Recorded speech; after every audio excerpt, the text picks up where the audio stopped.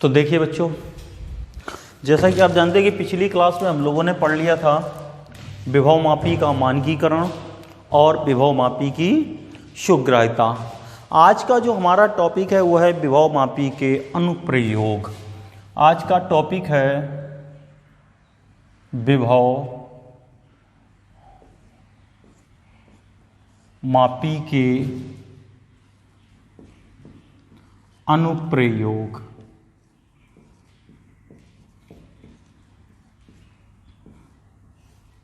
अनुप्रयोग ये है आज का टॉपिक। इस टॉपिक में अनुप्रयोग में हम लोग सबसे पहले किसी दिए गए प्राथमिक सेल का आंतरिक प्रतिरोध ज्ञात करेंगे, फिर उसके बाद में प्राथमिक दो सेल लेंगे, उनके विद्युत वाहक बलों की तुलना करेंगे। तो सबसे पहले हम प्राथमिक सेल का आंतरिक प्रतिरोध ज्ञात करते हैं। तो सबसे पहला अनुप्रयोग हम लोग इसमें पढ़ेंगे प्राथमिक सेल का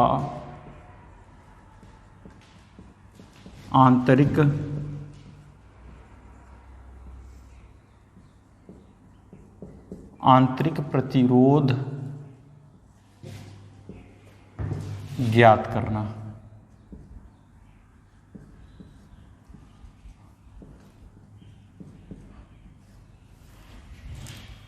प्राथमिक सेल का आंतरिक प्रतिरोध ज्ञात करना, ये टॉपिक, ये है पहला अनुप्रयोग। देखिए इसके लिए क्या करते हैं कि एक विभवमापी को लेकर उसे एक ज्ञात विद्युत वाहक बल ईपी तथा कुंजी और धारा नियंत्रक से श्रेणी क्रम में जोड़कर प्राथमिक परिपथ तैयार कर लेते हैं। तो देखिए सबसे पहले हमने क्या किया कि एक विभवमापी ले लिया, यह है विभवमापी ए बी। इसके ए सिरे को ज्ञात विद्युत वाहक बल के सेल ईपी के उच्च विभव से कर देते हैं, यानी कि धनात्मक सिरे से कर देते हैं, और इस पर एक कुंजी लगा देते हैं जिसका नाम दे दिया कुंजी K1, और इसी के श्रेणी क्रम में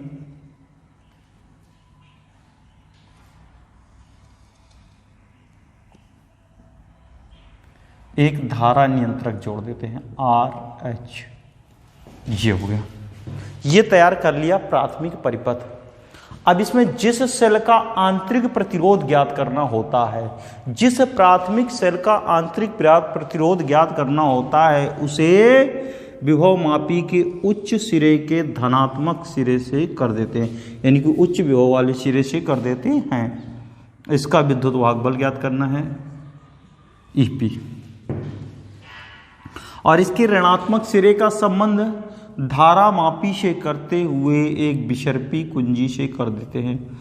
इसके मध्य में एक कुंजी K2 लगा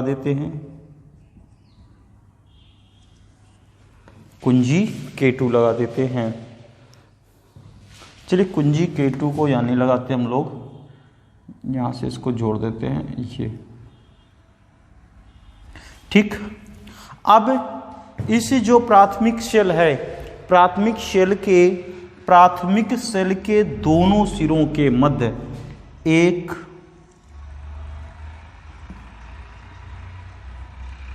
प्रतिरोध बॉक्स लगा देते हैं यहां पर।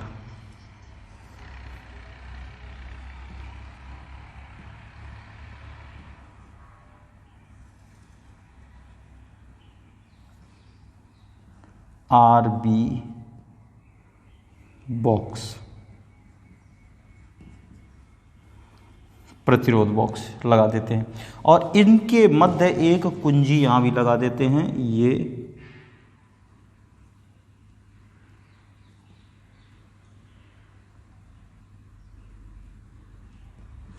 कुंजी K2 लगा देते हैं। ये परिपथ तैयार कर लिया।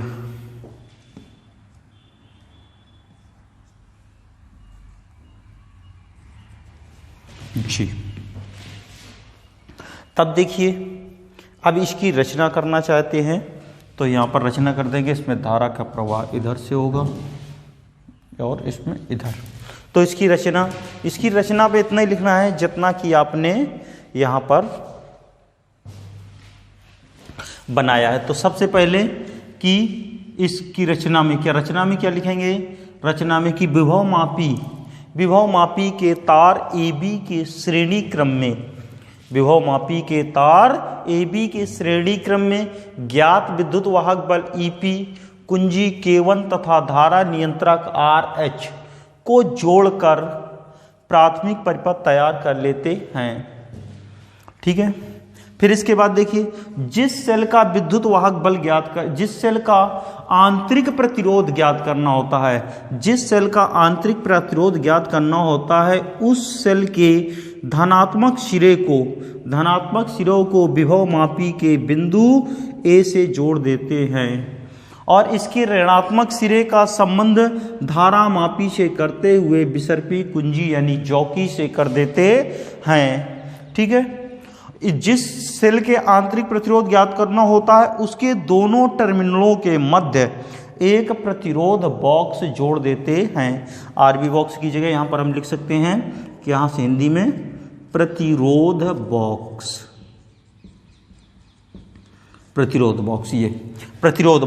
और तथा इसमें एक कुंजी K2 जोड़ देते हैं। तो ये आपकी हो गई इसमें रचना। इसकी क्या आ गई, ये थी रचना। अब रचना के बाद में देख लेते हैं कार्यविधि। देखिए कार्यविधि किस प्रकार से करते हैं।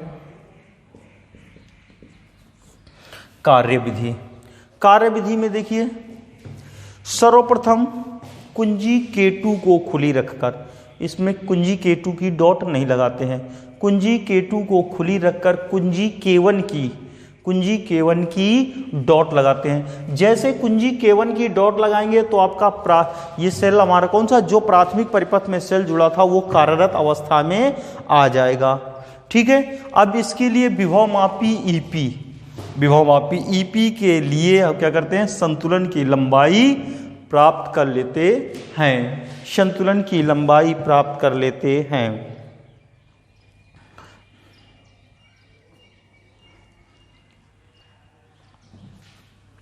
अब संतुलन की लंबाई हमारे किसके, इस सेल के लिए भी आ जाएगी, किसके लिए, E के लिए। तो यहां से जैसे कुंजी K1 की डॉट लगाएंगे तो इसमें संतुलन की लंबाई प्राप्त करेंगे।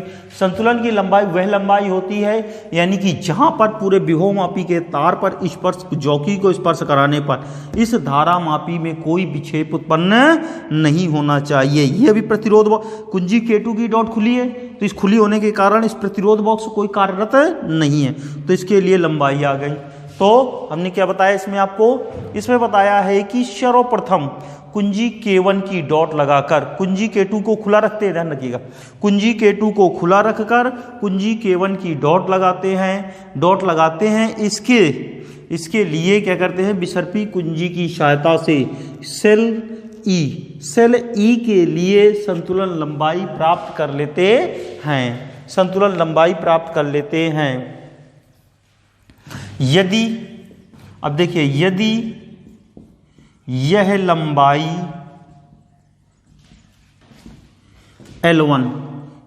लंबाई L1 हो तो, अब L1 प्राप्त होती है, मान लीजिए L1 प्राप्त होती है तो L1 प्राप्त होती है तथा विभव मापी की प्रवणता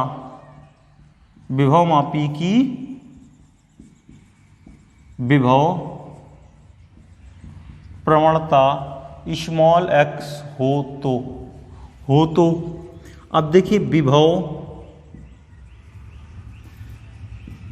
मापी के सिद्धांत से विभव मापी के सिद्धांत से E बराबर किसके आ जाएगा, x L1 के। इसे हमने दे दिया समीकरण नंबर 1। अब प्राथमिक परिपथ में कोई परिवर्तन नहीं करते, जैसे कुंजी K1 की डॉट लगी है, लगी रहने देंगे, इसमें कोई भी परिवर्तन नहीं करते, ना ही धारा नियंत्रक में करते हैं, ना कुंजी K2 में, ना ही विद्युत किसमें, सेल में।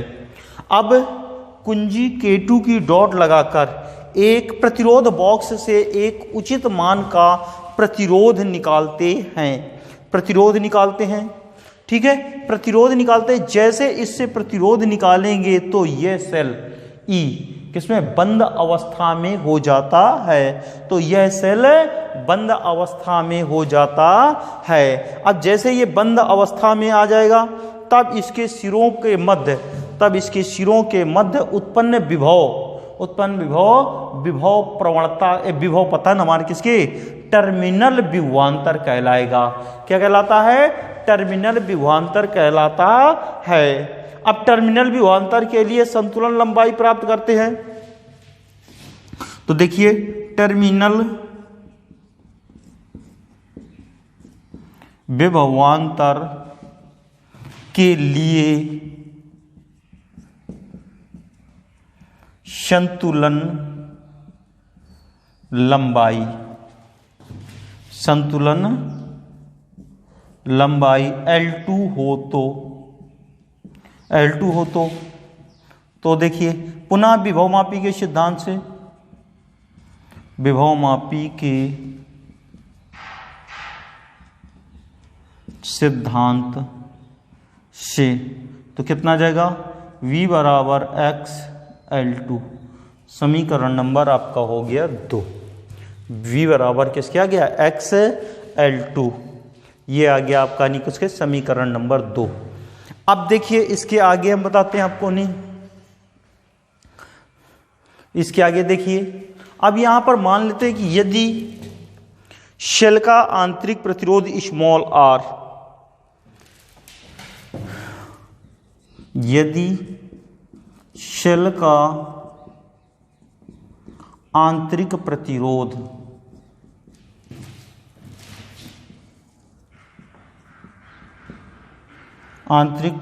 स्मॉल r तथा प्रतिरोध कैपिटल R में प्रवाहित धारा स्मॉल i हो तो, प्रवाहित धारा स्मॉल i प्रवाहित धारा I हो तो, तब देखिए कितना आ जाएगा, I हो तो यहां पर आपका आ जाएगा E बराबर V प्लस आई आर के, E बराबर किसके आ जाएगा, V प्लस आई आर के। तब यहां से कितना आ जाएगा आपका आई आर बराबर E माइनस V के, E माइनस किसके आ जाएगा, V के। अब इसमें कुछ नोट करना चाहें तो नोट कर लेंगे, तो यहां तक इसको लिख लेंगे। इसके बाद में देखिए फिर से, तो सबसे पहले हमने बताया था इसकी कार्यविधि के लिए, यानी कि कार्यविधि कैसे लिखेंगे, कार्यविधि में थोड़ा सा लिख लेंगे, फिर उसके बाद में इसको नोट कर लेंगे, तब आगे बढ़ते हम लोग। तो सर्वप्रथम कुंजी K2 को खुला रखकर, कुंजी K1 की डॉट लगाते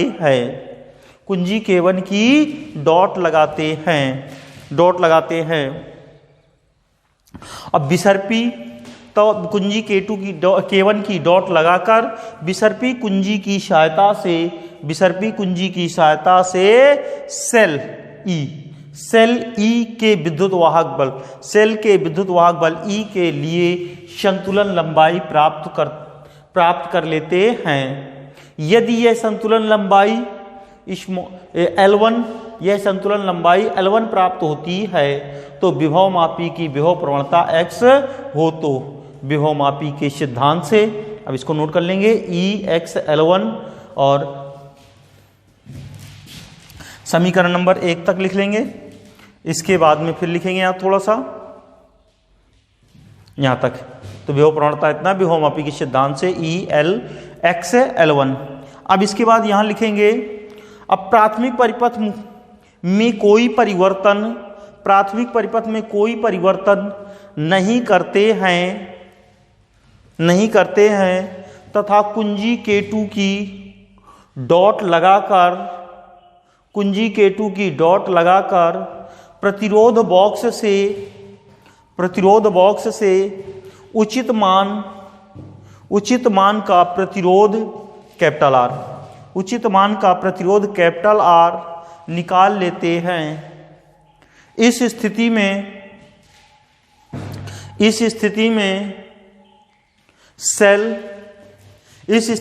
सेल E बंद परिपथ की अवस्था में होता है और प्रतिरोध कैपिटल R में धारा प्रवाहित होने लगती है।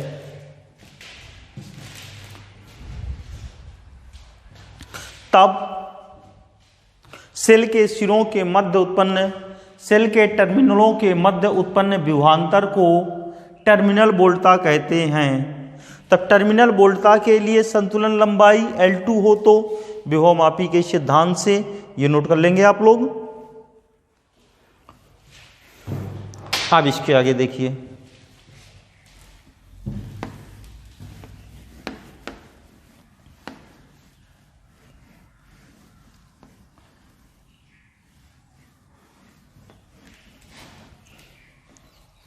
अब यहां से देखिए कितना आ जाएगा, हमें आंतरिक प्रतिरोध का मान निकालना था स्मॉल r, तो स्मॉल r बराबर आपका आ जाएगा E minus V upon I के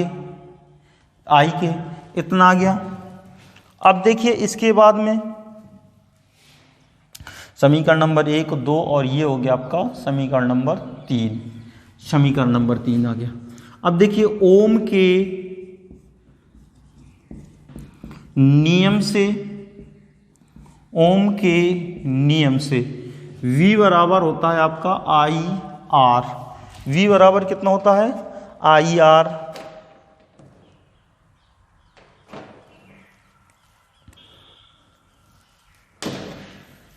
V बराबर आई आर, तो इसलिए आपका आ जाएगा I बराबर V अपॉन कैपिटल R। यहां पर मान रख दीजिए, तब स्मॉल r बराबर आ जाएगा E minus V upon capital R। ये R कहाँ चला जाएगा, ऊपर चला जाएगा, तो यहाँ पर आ जाएगा E minus V upon V in bracket capital R। तो स्मॉल r बराबर आपका प्राप्त हो गया E minus V upon V capital R के।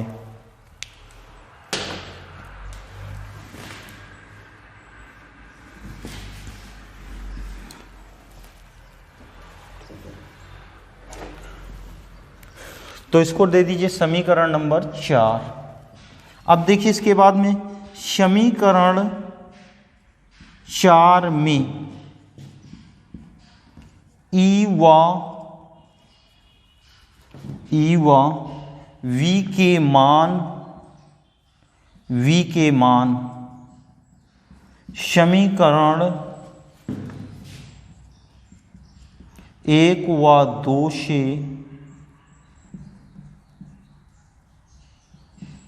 रखने पर, समीकरण 1 व 2 से रख दीजिए, तो स्मॉल r बराबर यहाँ पर देखिए E का मान निकाला था आपने x L1 माइनस यहाँ पर आ गया x L2 upon x L2 into capital R। अब देखिए x से यहाँ से कॉमन ले लेंगे, x से यहाँ से कॉमन लेते हैं, तो ये x कॉमन लेकर सब क्या हो जाएगा, कट जाएगा। तब आपका यहाँ से प्राप्त हो जाएगा स्मॉल r बराबर L1 minus L2 upon L2 इन ब्रैकेट कैपिटल R। ये मान प्राप्त हुआ। स्मॉल r बराबर आपका आ गया L1 minus L2 upon L2 in bracket. तो देखिए यहाँ पर शायद नहीं दिख रहा होगा आपको, तो यहाँ से इसको लिख देते हैं इस प्रकार से, स्मॉल r बराबर L1 minus L2 upon L2 इन ब्रैकेट कैपिटल R। ये आपका आ गया। तो ये आपका मान प्राप्त हुआ किसका, आंतरिक प्रतिरोध का मान, जो हमें ज्ञात करना था। इस समीकरण की सहायता से इसे देते हैं समीकरण नंबर 5। तो यहाँ पर लिख देंगे समीकरण 5 की सहायता से किसी दिए गए सेल का आंतरिक प्रतिरोध ज्ञात किया जा सकता है। अब इस पूरे प्रयोग में यहाँ से प्रतिरोध बॉक्स से जो प्रतिरोध निकाला था कैपिटल आर के भिन्न भिन्न मानों के लिए आंतरिक प्रतिरोध का मान भिन्न भिन्न होगा, यानी आंतरिक प्रतिरोध का मान भिन्न भिन्न होगा। आंतरिक प्रतिरोध का मान औसतन मान ज्ञात करके इसके सीमांत मान दिए जाते हैं। सीमांत मान का मान होता है कि न्यूनतम मान से लेकर अधिकतम मान कहाँ से कहाँ तक परिवर्तन होता है। तो इस प्रकार से इसका आंतरिक प्रतिरोध को ज्ञात करते हैं। इस प्रकार से किसी दिए गए सेल के आंतरिक प्रतिरोध को ज्ञात किया जाता है। अब इसके बाद देखिए दूसरा जो अनुप्रयोग है वो है दो सेलों के विद्युत वाहक बलों की तुलना करना। दो सेलों के विद्युत वाहक बलों की तुलना करना। तो देखिए भैया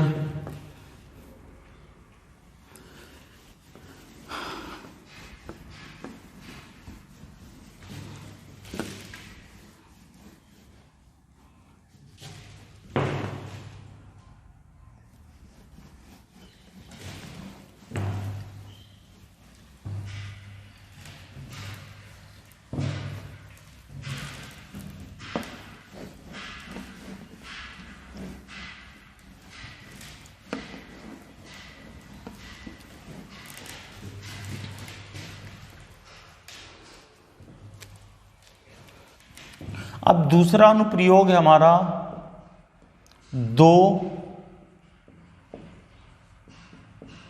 शेलों के विद्युत वाहक बल की तुलना।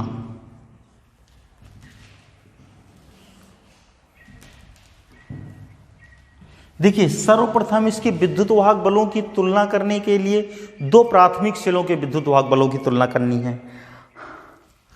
इसके लिए क्या करेंगे कि यहां पर विभवमापी के तार AB को AB के श्रेणी क्रम में EP विद्युत वाहक बल कुंजी K1 धारा नियंत्रक RH को श्रेणी क्रम में जोड़कर प्राथमिक परिपथ तैयार कर लेते हैं। अब जिन सेलों का विद्युत वाहक बल ज्ञात करना होता है, जिन सेलों के विद्युत वाहक बलों की तुलना करनी होती है, जिन सेलों के विद्युत वाहक बलों की तुलना करनी होती है उनके धनात्मक सिरों को बिंदु A से जोड़ दिया जाता है। तो देखिए उनके बिंदु A को यहां से जोड़ दीजिए, धनात्मक सिरों को यानी कि उच्च विभव वाले सिरों को जोड़ दीजिए आप यहां से।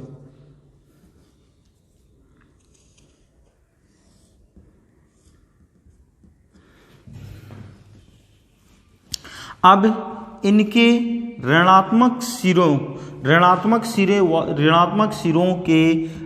इन सेलों के ऋणात्मक सिरों को या निम्न विभव वाले सिरों को द्विमार्गी कुंजी के टर्मिनल 1 व 3 से कर देते हैं।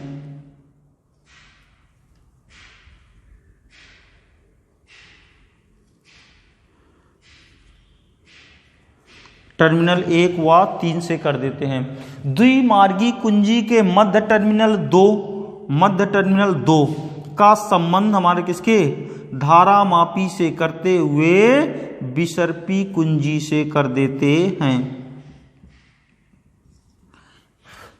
विसर्पी कुंजी से कर देते हैं यानी कि जौकी से कर देते हैं। तो ये आपका तैयार हो गया परिपथ। तो ये हो गई इसकी रचना। इसकी रचना में क्या लिखना है आपको नहीं, अभी मैंने बताया आपको इतना ही लिखना है, इससे ज़्यादा नहीं। सबसे पहले क्या लिखेंगे कि विभव माप, देखिए इसकी रचना देख लीजिए। सबसे पहले रचना आप लिख लेंगे कि विभव मापी के तार AB के श्रेणी क्रम में विद्युत वाहक बल EP के धनात्मक सिरे को बिंदु A से तथा कुंजी K1 धारा नियंत्रक RH1, यहाँ से कुंजी K कर दीजिए, कोई दिक्कत नहीं है। कुंजी K तथा धारा नियंत्रक RH को श्रेणी क्रम में जोड़कर प्राथमिक परिपथ तैयार कर लेते हैं।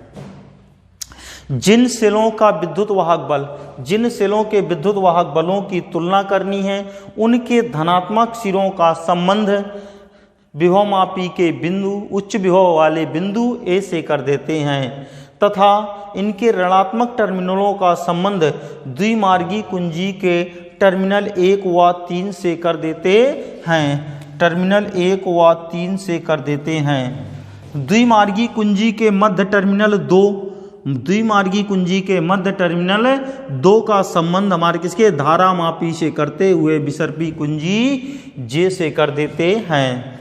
विसर्पी कुंजी से कर देते हैं। ये हो गई इसकी रचना। अब इसके बाद में आ जाते हैं, अब इसकी आ जाती है क्रिया विधि। अब आ जाते हैं क्रिया विधि।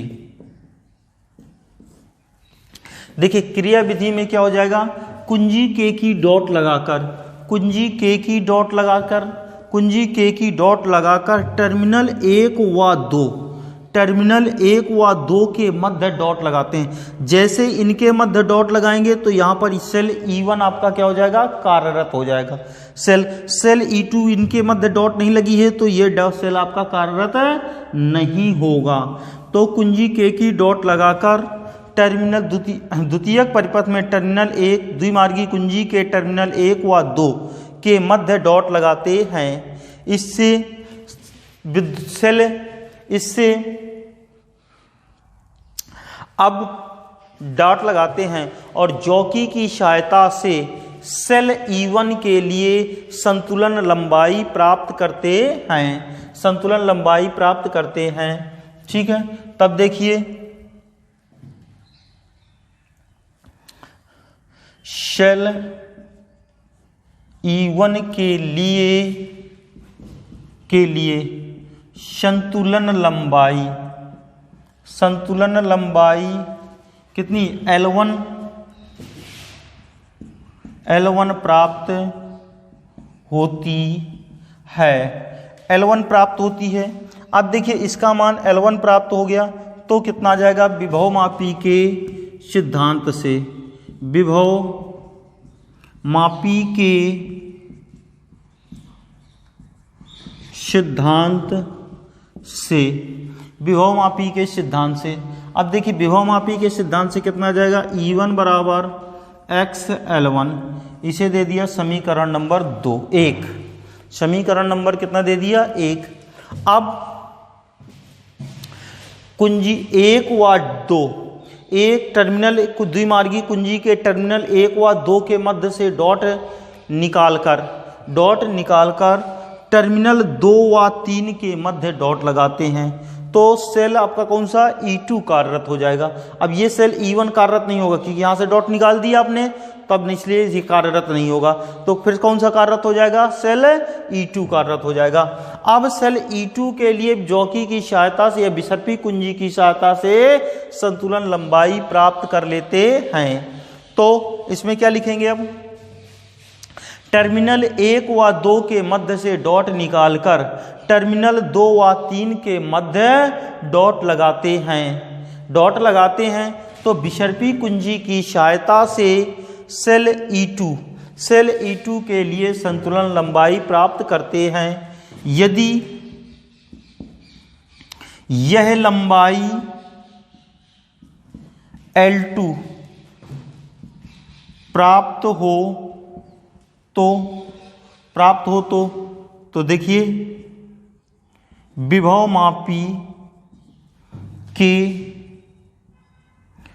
मापी के सिद्धांत से, विभव मापी के सिद्धांत से, अब विभव मापी के सिद्धांत से कितना आ जाएगा, E2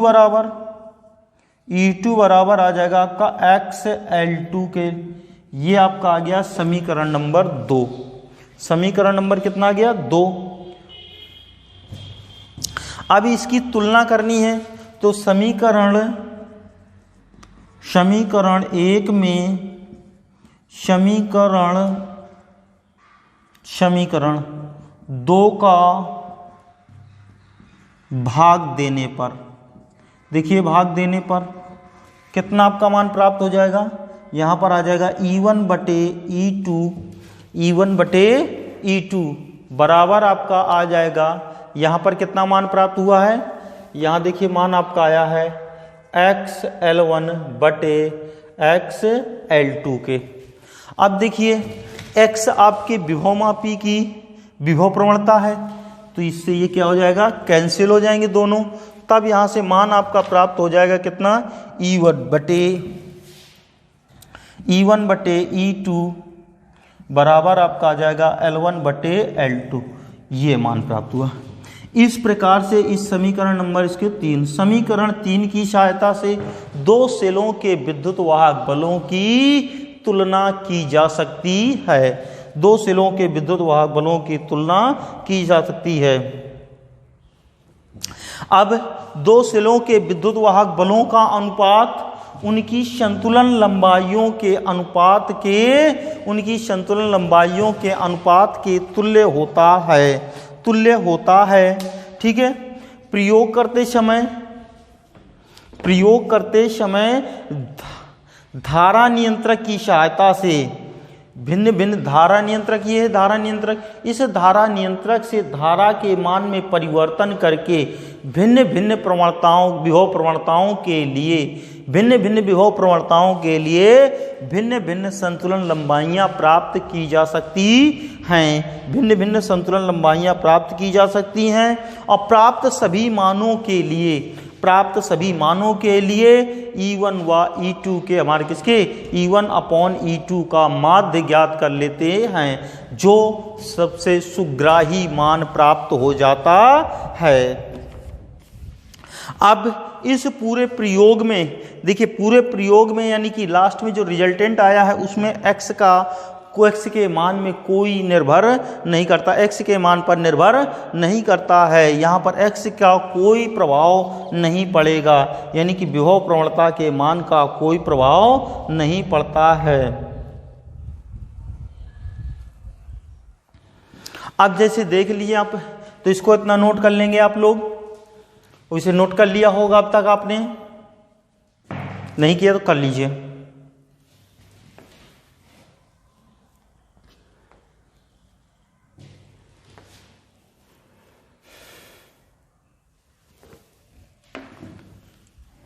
अब देखिए आगे,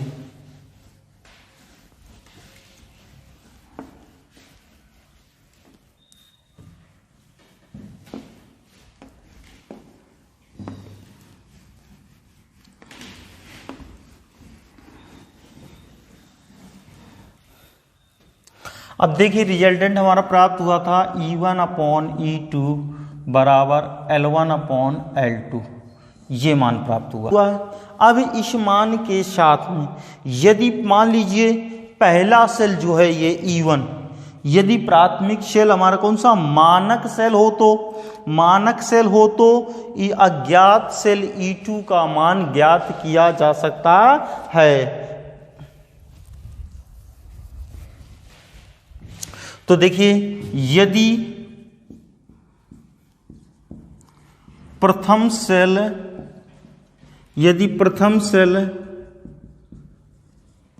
मानक सेल हो तो इस प्रयोग से अज्ञात सेल के विद्युत वाहक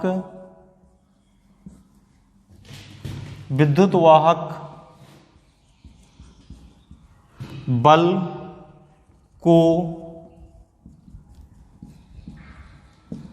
ज्ञात किया जा सकता है। देखिए कैसे ज्ञात किया जाएगा, E2 का मान हमें ज्ञात करना, तो यहां पर आ जाएगा E2 बराबर आपका आ जाएगा L2/L1 इन ब्रैकेट किसके आ जाएगा E1 के। E2 बराबर किसके आ जाएगा L2/L1 L2 upon L1 in bracket, यहाँ से कितना आ जाएगा E1। तो ये आपका यानी किसके आ गया, यानी पहला सेल मानक सेल है, इसका विद्युत वाहक बल क्या होगा, ज्ञात होगा, क्योंकि मानक सेल का विद्युत वाहक बल हमें ज्ञात होता है। तो जो अज्ञात हमारे किसके विद्युत वाहक बल का, अज्ञात सेल के विद्युत वाहक बल था, उसका मान ज्ञात किया जा सकता है। अब इसके पश्चात में हम लोग पढ़ेंगे इसके पश्चात में पढ़ेंगे यानी कि किसके, अल्प प्रतिरोध का मान ज्ञात करना। ठीक है, अब विभवमापी की सहायता से अल्प प्रतिरोध किस प्रकार से ज्ञात करते हैं इसको पढ़ते हैं। तो इसको अल्प प्रतिरोध का जो ज्ञात करना है उसको हम लोग पढ़ेंगे नेक्स्ट क्लास में। इस क्लास में यहाँ तक इतना ही रखते हैं। ठीक है, अब हम लोग आगे मिलेंगे नेक्स्ट क्लास में। ठीक है।